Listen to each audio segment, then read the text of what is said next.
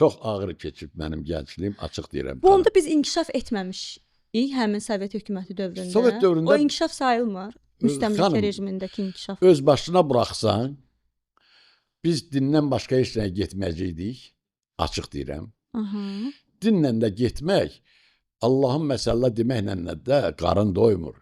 Xanım, niyə Türkiyə 5 il onun topuna üstün gələn bir top olmayıb?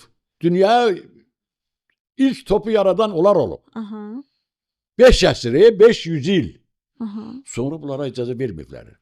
Çünki Din gəldi deyə. söhbət ondan gedir.